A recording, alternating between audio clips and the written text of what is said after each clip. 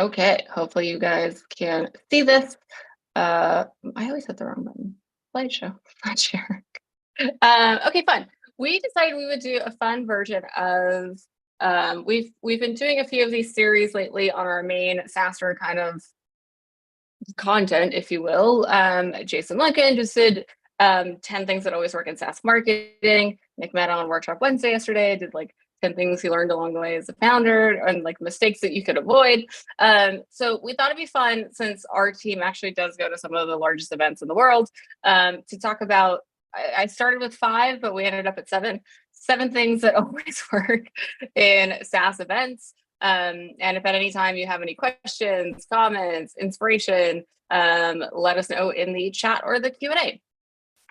We'll try and keep this, not one of our lengthy hour sponsor webinars. And hopefully it's really the goal is to help you guys get inspired of, whether you're doing Europa or annual later this year or your own events.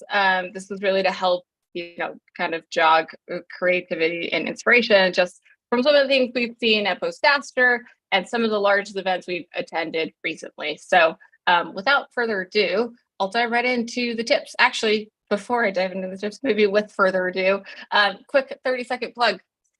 We have this usually does not happen because our podcast is so full. We had a drop. So usually our podcast, as you guys know, is very coveted and sought after and very full in terms of sponsor ads. We did have a drop for May. So if any of you are thinking about getting on the SaaStr podcast, you have something you want to promote in this quarter, next month, it's fairly turnkey. We literally just need 15 seconds of a script. We record it. We'll get you in for the May run. So yeah, just a quick spiel, 15 seconds on the fact that we have a drop in a sponsor for the podcast. So that means there is an opening. So if you've ever thought about sponsoring the SaaStr podcast, now's a great time, because usually our availability is like months and months out around our events. So yeah, quick plug there. Okay. Now, without further ado, thanks all for joining. And we're going to get to 7 things that always work in events.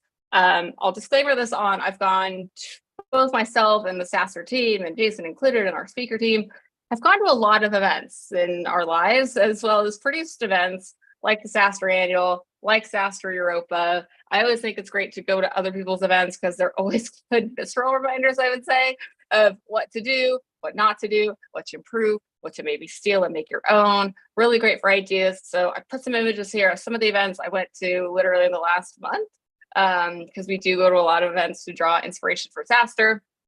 So yeah, we went to Shop Talk as a team. So that is a big retail and e-commerce. So, really not anything hugely to do with SaaS. There's a few SaaS sponsors and speakers there, but really that is a large e-commerce and tech conference that we go to. We know the organizers. We love to share, with them, and we swap stories and ideas all the time. So Shop Talk is one, which you'll hear me mention today. The middle photo, yes, ladies and gentlemen, is from the Eras tour. I was honored enough to go to the Eras tour. I'll talk about some learnings there that you can steal from our BFF, Taylor Swift. The last image on the side is last weekend, actually, I did go to Coachella, which is one of the largest music festivals in the world. I think it's second to Glasgow, a festival that happens in the UK. I've gone a couple of years now, mainly as a learning. Also, this is how we sourced Duke Dumont for the big party last year at Annual. So yeah, all this to say, like, these events are not, and these like learnings are not specific just to B2B and SaaS. They're across the board of what I've seen, things that always work at any kind of event that you're doing, whether it's your own customer event, whether it's big, whether it's small, whether it's hugely at scale, right? These are all conferences and events of different sizes. There are different things that always seem to work in events, no matter what it's for, what the content is. There's kind of things that always tend to work. So we're going to talk about those 7 things today. One, this is maybe a bit more SaaS specific, just based on the goal of it. And this is one that I actually stole from 10 things that always work in SaaS marketing. But for folks more specifically on this call, since you guys are all in B2B SaaS, we want to kind of tailor the tips, even though they're for any event, more so for you guys, is to, one, always invite/host your customers and prospects at your events. They will do the selling for you. Now, I know it's very varied right now based on the folks who are in the room on the webinar, who may be watching the live stream later, of where you are in your event cycle and maybe your marketing budget. So you might say, we're not doing any in-person events this year. We're not doing our own events. We can only do small, like get on a plane and go to a dinner. Guess what? Getting on a plane and going to dinner is still an event. It's just a small event. So first reminder, and something that always works that we always see, is to invite your customers and your prospects both. They will do the selling for you. So one thing I've noticed between myself and Poya and the rest of the sales team is anytime we're talking to our sponsors, and this rings true for the Europe event that's upcoming, is a lot of folks talk to us about like, how can I maximize traffic to my booth for leads, for scans, for new meetings, for prospects. What I don't hear a lot of people talking about is customers. And I think it's such a miss. And that's why I made it number one. I always try to remind folks with this when I am fortunate to join a customer call or a sponsor call. This always works at events, is hosting both your customers and your prospects. You'd be surprised how many sponsors tell me they do not measure the impact of in-person meetings on site with their customers as part of their ROI of the event. And I think that is a huge miss and a big missed opportunity, especially in 2023. You should absolutely be meeting your customers on site, and you should absolutely be measuring that, because guess what? Your competitors are probably at SaaStr or at ShopDoc or whatever it is that you are also at. Like, they are probably also there, and they will probably pitch your customers hard. So if you're not counting these meetings, if you're not putting energy towards it, planning towards it, inviting your customers, guess what? Your competition is going to do that, just that. So it isn't very important. So I made number one, to host both your customers and prospects, and try and get them in the room together as much as you can. So I'll give some examples of this. One, if you're already sponsoring a SaaStr event, which is highly likely based on the folks in this room, super easy thing to do is invite your customers and your prospects to the event. Okay, like I know a lot of folks, we have literally gone to some of our top sponsors for Europa, inviting them to invite their customers and prospects to the event. I know people are still doing this, but not everyone does this. And I'm always surprised by this. Like, I think this is such a gift to get your customers and prospects together, host them at the booth, do something informal. You can say, hey, we're getting everyone together at our booth, in exchange for us getting you a ticket to SaaStr, let's meet at the booth at, whatever, 10 a.m. on day 2. We're all going to have coffee together with our CEO, with you can meet some fellow customers, fellow new faces, prospects, fellow CEOs, fellow revenue leaders, whatever it is. Do something informal, meet with them at your booth, invite them there, get them there. I know that sometimes it's really hard to wrangle your sales and marketing team to actually invite your customers and prospects, but the ROI is not to be missed. I do think this is something that people don't spend enough energy on, or they don't think about it until the very last minute. So that's why I made it tip number one. It's something that always works, is get them together, make sure you invite them so that they can have this informal or more formal get together. Which to my next point is, we know a lot of folks who do their own site event, whether it's a customer dinner during, SaaStr annual or Europa.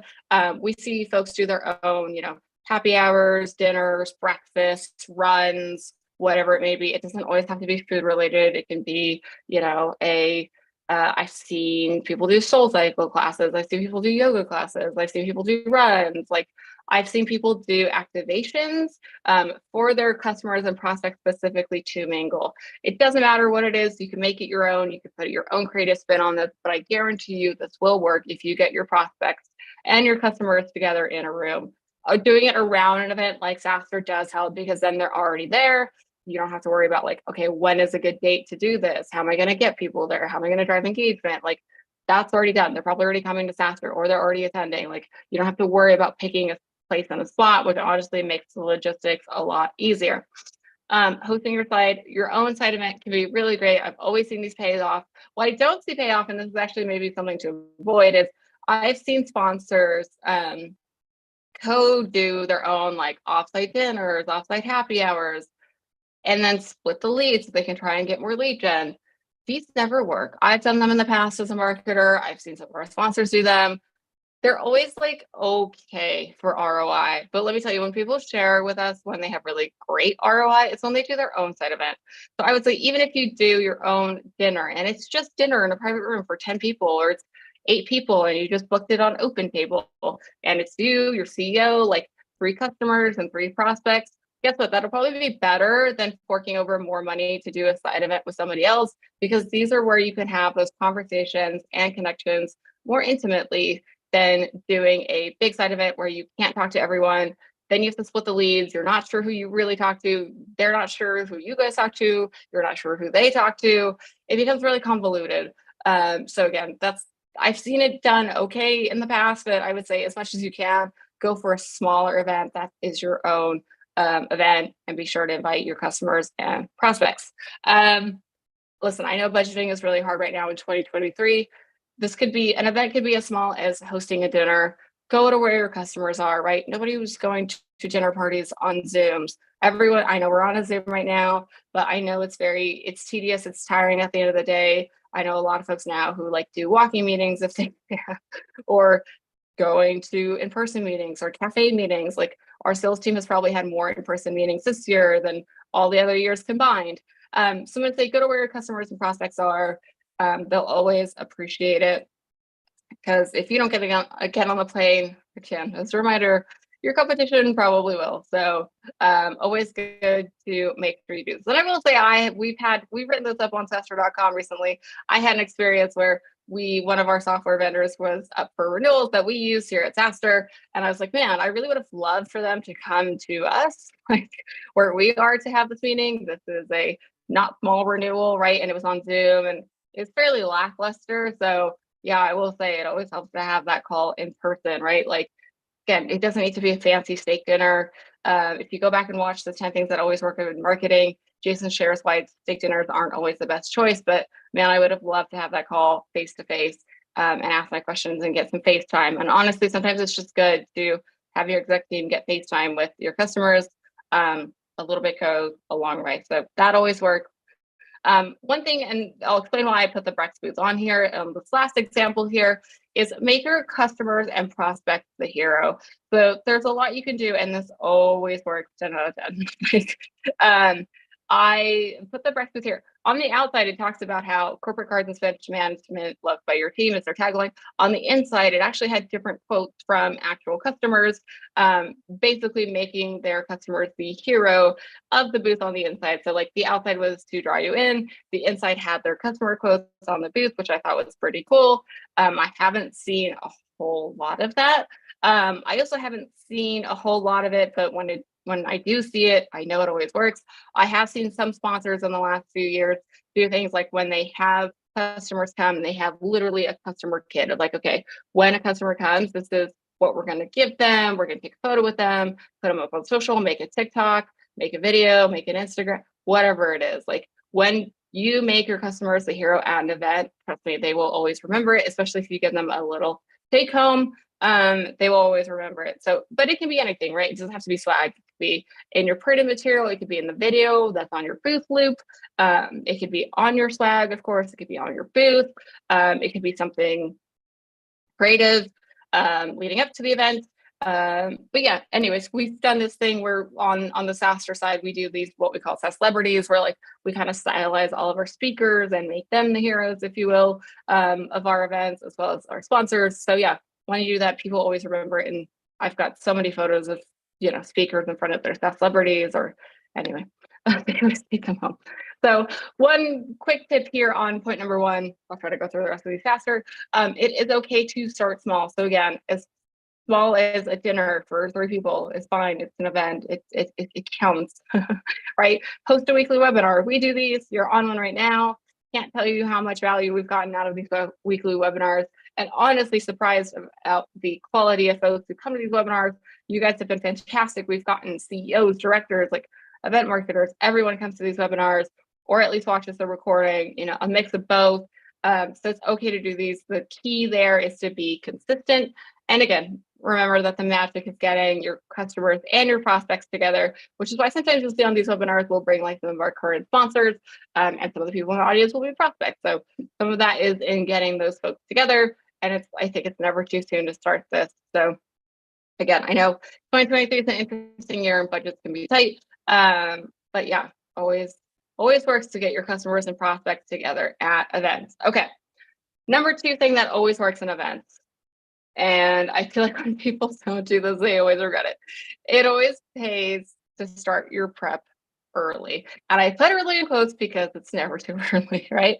But literally start today. If it's for your own event, if it's for SaaStr Europa, even if it's for SaaStr Annual, which is not till September. September will be here before you know it. So whatever it is that you're doing in your events, if it's webinars, like plan out your calendar of webinars today, plan out your calendar of customer renewals today, plan out your customer events today, like plan what you're doing for SaaStr Europa or Annual today. Like it is never too soon to start. And I'll give you a few key examples why. I'll give you a big example because I know we're talking about events. I've not gone to the Met Gala. I wish, but I'm not in that world. But just for fun, there is a show on Netflix about it. You can look it up. I think many people know this for like celebrities that go to it. But I'll tell you, the Met Gala, it's, the first week of Feb every year. That event has literally zero downtime, and neither does SaaStr Annual or SaaStr Europa. That is a year-long cycle for many, many reasons. Coachella doesn't have downtime either. A lot of these big productions do not have downtimes. They are the same time each year. They happen rain, storm, whatever it is. So a lot of these events you'll notice do not have any downtime because the prep always changes. Like even if you're doing the same venue or same concept, like the Met Gala or Coachella, which do not change locations, something always changes, right? The lineup changes, the artists change, who's coming to your event changes, even if you're doing your own events. For us, our attendee demographics change every year. Like the overalls are pretty much the same, but you'd be surprised now. We're always surprised right now about how many CTOs and CFOs are coming to Europa. Like that's a new change for us that we're now trying to serve, right? Of like, oh, okay, our audience slightly changed. New venue. But anyways, all that to say, it's never too early to start prep. And I'll give you a few concrete examples why. For those who are maybe not in the world of production, in 2023, I will tell you firsthand, everything takes longer. The ordering times are longer. The shipping times are longer.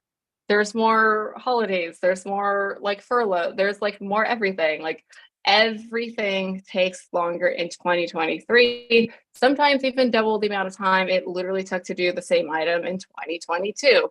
Lead times are really long. There's like shipping issues, logistic issues, production, supply line issues, whatever it might be, all of these things that are out of your control, right? That you cannot solve for, but you can plan for if you start the prep early.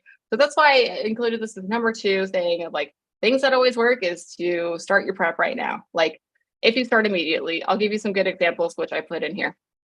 Expensify's booth. This is a booth that they built. I think it took them a year is what they told us. This is literally a full-blown turnkey booth that they take to different events. This took them a lot of time to from maybe more than a year actually, by the time it was proof of concept to actually build. And then there's actual build time and retrofitting that they had to do for SaaStr Annual, right? So even though this is a custom turnkey booth that they are taking from event to event, this is something where even with our team, I think we started, I don't know, maybe 9 months before SaaStr Annual last year to bring the White Castle. And I remember getting on phone calls with their logistics team of how to retrofit a booth that was built turnkey for inside to be outside. And that took time and prep, right? That is literally phone calls with their logistics team. That is something where their builders literally had to build that roof that you see on it now because it didn't have a roof like that. Anyways, so that took a lot of retrofitting and planning. And if they had started that too late, we just couldn't have done it, right? So all this to say, if you start early, it pays off because then you will have it in time for your event. There are certain things you cannot rush. So build times is one of them. Order times is one of them. That's why I put that example on there. Another example I'll give on the bottom half of images, the speakeasy that we did at SaaStr Annual. That was actually a long time in the works from a concept of, We've always wanted to do a speakeasy that was sort of hidden at SaaStr Annual. And so that was a lot of like planning. And we were like, okay, this is finally the year we can do the speakeasy. It was a lot of planning in terms of conception. Like we had literally started this planning in before SaaStr Annual 2021. So in the summer of 2021, we had started planning the speakeasy for the September of 2022 SaaStr Annual, knowing we could not do it in the September of 2021 SaaStr Annual. So it was a long planning cycle for the speakeasy. We knew we wanted to do this. I'll give you another example. We were like, why is there a random telephone on this slide? These telephones are actually Pantone spray painted to the Vonage, who was our sponsor, orange. That is their color. Like that is something that you, again, cannot rush. You literally cannot rush paint drying, which is why I put it here as an example. You can't rush paint drying. You cannot rush, UPS shipping times. All these things take time. A lot of them you'll notice are out of your control. Sure, you can use different vendors, which sometimes can get you there faster, but they're all going to have about the same lead time. So again, it's never too early to start your prep, especially if you're going to do something that needs to be ordered, or even sometimes where you're like, oh, it's just swag, like I'll just order that a couple weeks before. That's not the case anymore. I know people who have to order, like now you need to order your swag months out to make sure you get it in time for the event. So even if it's something that you think is small, I would start on it now because lead times are much longer. Okay, live streaming. This is a fun one that I pulled from a few different events that we've seen now and have also done ourselves. So I know we all probably think on this call that virtual events are dead, but let me tell you guys, live streaming is thriving, okay? I'll give you a few examples of this, and I think this is something we do not do enough of, and I think if you wait too long, it's gonna be too late to capitalize on the live streaming audience, and I'll explain why. I know many of you on this call are not new to virtual, but are probably new to live streaming. I was not a live streaming expert before the year 2020. Obviously I know about Twitch. I've seen Twitch streams, I've seen YouTube streams, but I think, Coachella started live streaming in, I want to say 2018 or 17, they started live streaming. I think they started with like 1 week, I could be wrong, but yeah, like one weekend of the festival, then they went to both weekends, and now they put more effort into it. So yes, listen, 500,000 people go to Coachella, but millions of people watch the live stream. And something I'll say that is, cross events, right? Because these are 7 things that always work at events. Thing number 3, live streaming always, always, always works. It is an investment. I will tell you, like we invested separate team for Europa Annual. I've become an expert. I've trained the whole team on streaming for our speaker team. It is something you have to invest in and really learn and understand what works and what doesn't live stream. I would say we're much better at it now than we used to be. But you just gotta, rip the Band-Aid and start live streaming. I have this on the next slide, but also note that it is stressful sometimes. And I think that's why people kind of avoid live streaming, because it is a live event that is now being live streamed. So like your amplification factor for something going wrong has now just doubled because it's a live multiplied by a live. So I get that's really scary for a lot of you, but live streaming is the way to go. I've got a few examples on this actually. So there's one example from SaaStr. We've gotten much better at our live streaming. The top singer that you guys see, this is Rosalia from Coachella. I put this in there because Coachella live streams and they have their own production company. Rosalia actually brought her own supplemental production company to do her live stream because she was like, I want this live stream for myself. I've invested in it for my fans, for my audience. I mean, her fans are her customers, if you think about it that way. So she wanted to invest in it. She put in the money in. She literally had her own production team come and supplement the live stream that Coachella does.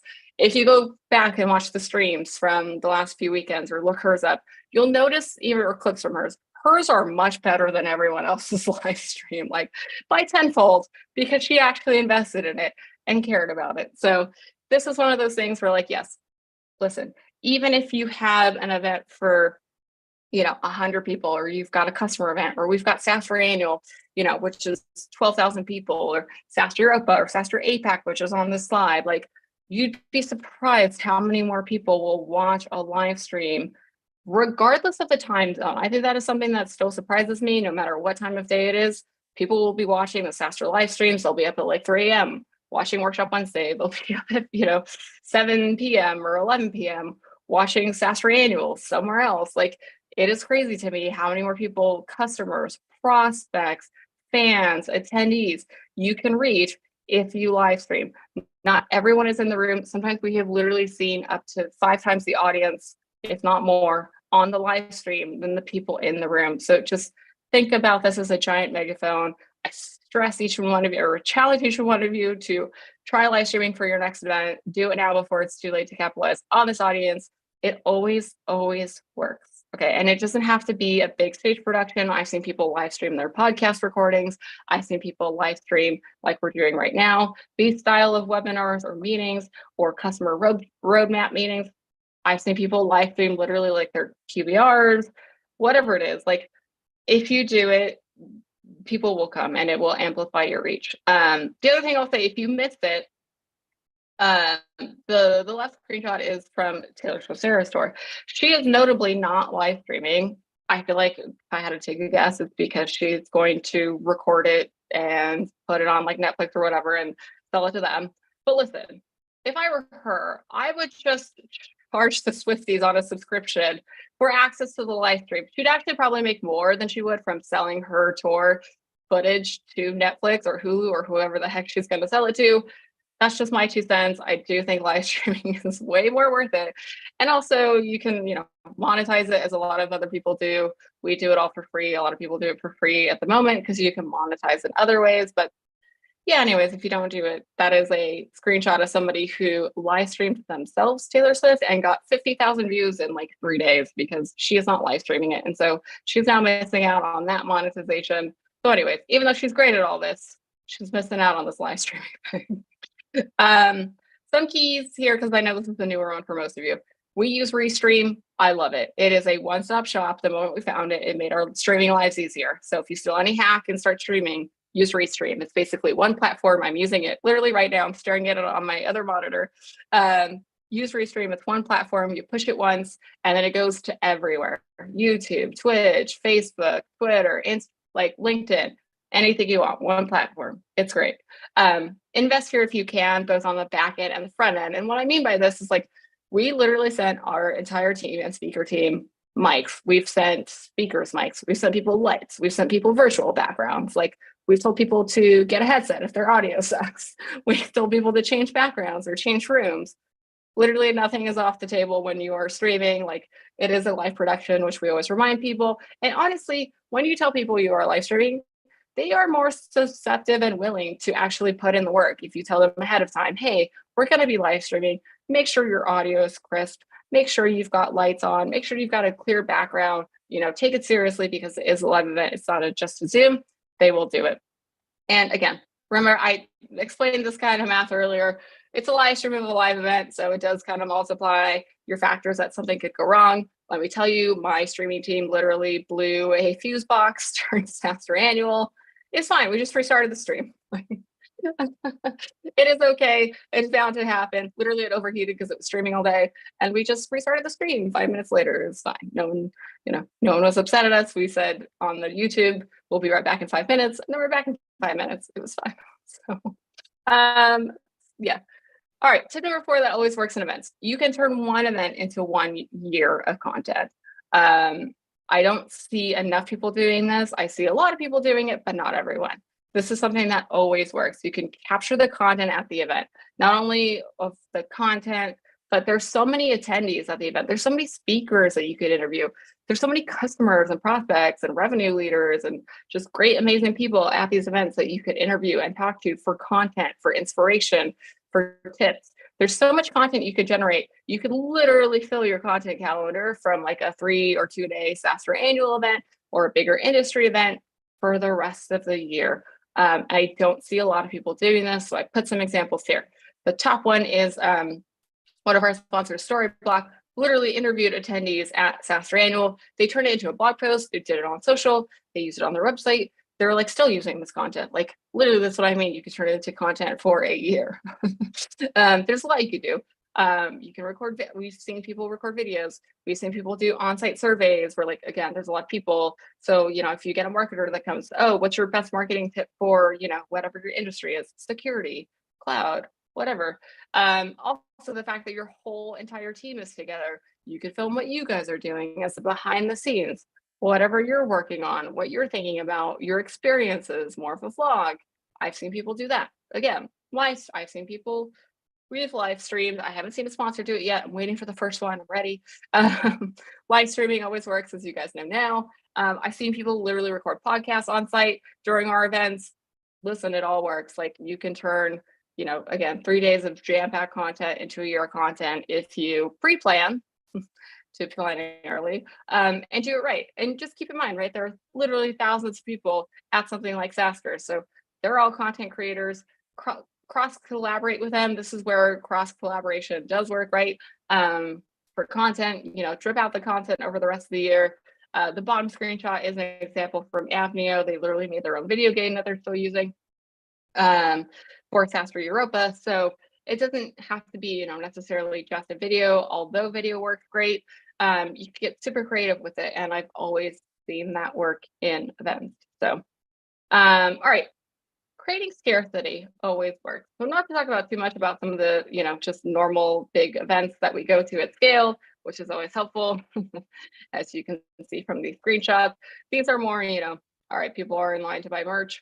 Why are they in line to buy merch for hours? Because it's scarcity. Like, you cannot get this online, or not the same version of it online, or whatever it is. And when you see people in person, creating scarcity also always works because it creates FOMO. So I'll give you more of a SaaStr example.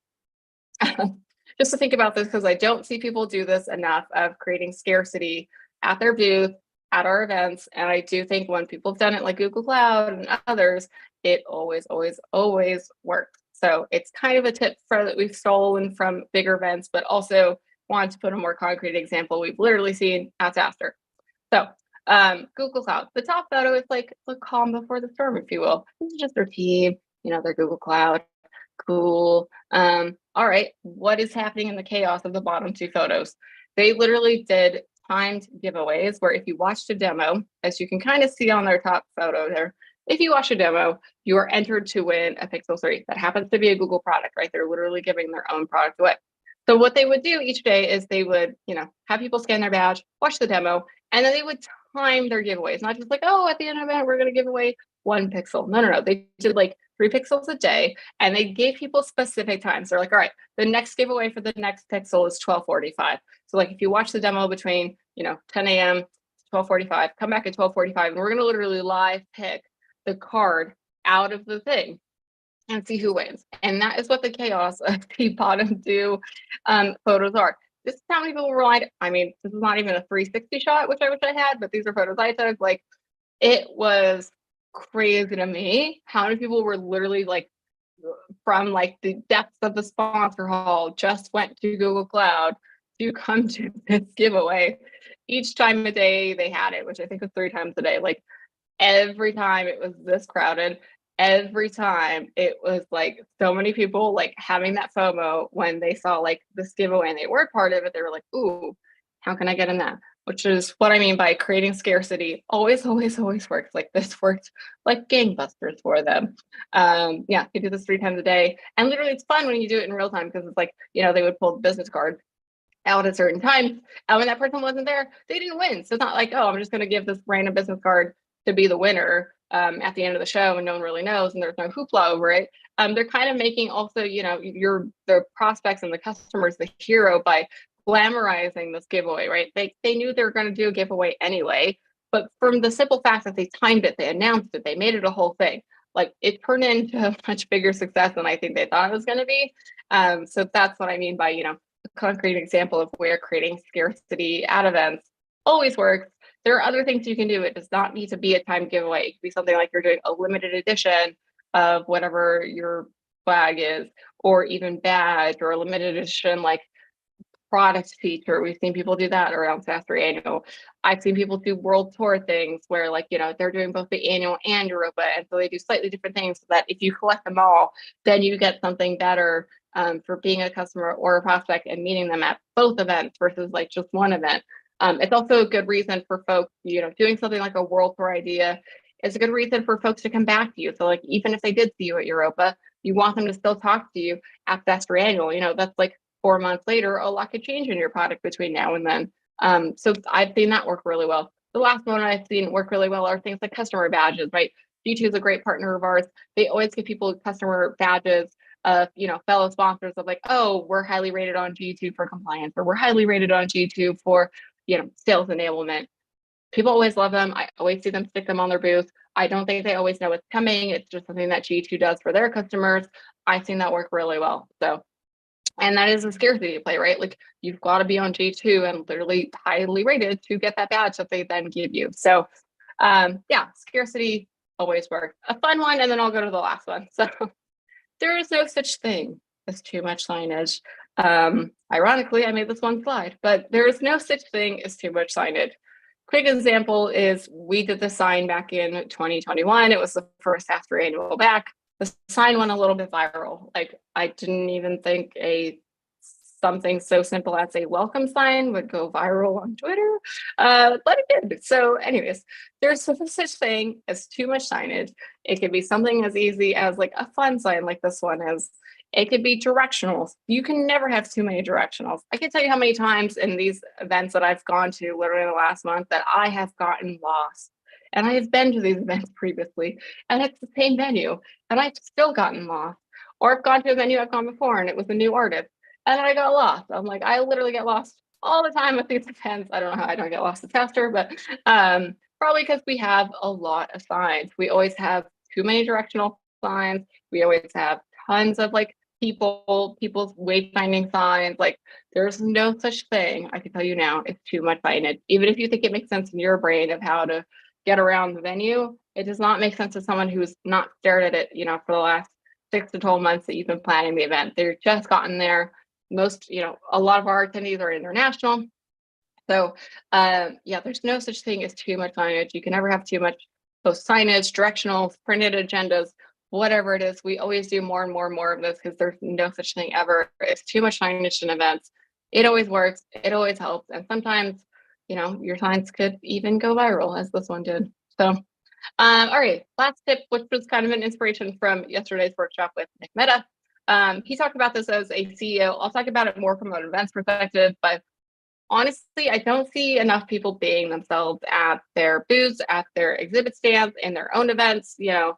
I see a lot of turnkey stuff in catalogs that I've seen. I've seen a lot of activations that are turnkey, and turnkey is great, and we do it too, and it works, but it doesn't work for everything. There comes a point in time where you need to inject some of whatever your brand's personality is into what you're doing in order to stand out from the other booths, exhibitors, from other events that are going on. We've seen a lot of people do this really well at SaaStr, fortunately, so we've got a lot of great examples on the next slide. But if you do it, you will get more leads, have better conversations, and maybe even close some deals right then and there. We have seen people close deals on site when they have really cool branding or really cool activation, or something that just draws people in that ties back to their brand or their product or whatever it is in a creative way. I don't just mean like put screenshots of your product on the booth. It's got to be in a creative way. So some examples, right? It can be something as simple as the two brands on the right, bandwidth at the top and then hook at the bottom, coordinated their team uniforms, if you will, so that during the event, no matter if they were at their booths or walking around the show, you always knew like, okay, the people on highlighter is the hook team, the people with the shiny sparkly jackets is the bandwidth team. Like, you always knew who they were. They kind of stood out. It was really fun. So anyways, it worked for their product, and it tied into both of what they were trying to promote. The Salesloft one, which I put in, is a great example of a photo booth they did at their SaaStr Europa. And this is something where like they wanted to showcase their ecosystem. And so they came up with this photo wall, and they brought a bunch of props, and like they basically had people take photos, I think, to enter a giveaway. So that was one where it's like, okay, some of their fun, personality, as well as, if it's a photo booth, then those people are going to put that on their social, amplify your reach, kind of some free marketing there. but again, something fun that just showcased their personality. The bottom one is a video game that Cladera did. They did one that was related to their product. You had to like grab as many subscriptions as you can. That's literally what their product helps you manage your subscriptions. So that was, again, a fun one. Like literally all day people were doing this VR game. So good examples are like, make sure it ties to your brand, to your product. You can do something like a mascot. We've got a mascot. G2 brought their mascot. Like we've had Maxio brought their Moon Man. Like we've seen people do that to stand out. You could showcase it through activations or again, product giveaways. It doesn't always have to be swag. It doesn't always have to be uniform. It just has to be something that is unique and creative to you and your brand and something that you can tie back as a giveaway or as like a leave behind for attendees to remember your brand from everyone else that they saw and met at SaaStr. So that's always a fun one. I think that's the last slide. We might have made it here. Let's see. Yeah, that's the last one. So yes, in totality, hopefully this was super helpful for you guys to help brainstorm, what you guys are doing at events. These are 7 things we've always seen work at events, no matter their size and scale. Some of it was from SaaStr, some of it was not from SaaStr. So hopefully that was helpful for all of you guys. Thanks for listening. If you guys have creative ideas you want to do at one of our upcoming events in particular, or stuff you want to do at your events, like if you're like Amelia, we want to live stream our event. We're not sure where to start. Happy to send you guys a guide. Yeah, let us know. Like I know some of you on this call are doing some creative things with us at SaaStr Europa. So thanks to all of you for doing that. Hopefully this was a fun one and got some of your creative juices going. And as you think of fun ideas, and if you need help with them that are related to SaaStr events or activations, just let us know. We always try and accommodate as many fun ideas as we can because we do know it helps folks kind of stand out at our event. So without further ado then, that will end today's webinar. Thanks all for joining. Next week, we'll be back at the same time, live, 9 a.m. Thursday. We are going to do a deep dive on SaaStr Europa. I know we did one a few weeks ago. We're going to do a refresh just for everyone who is a SaaStr Europa sponsor. Also good to attend though if you're sponsoring annual, because a lot of that translates. So yeah, next week will be a deep dive on Europa. If there's anything you want to see specifically in that webinar, just email me, let me know, or if you've got any questions about what I shared today, hit me up. My email is just ai@saastrank.com, and we will see you all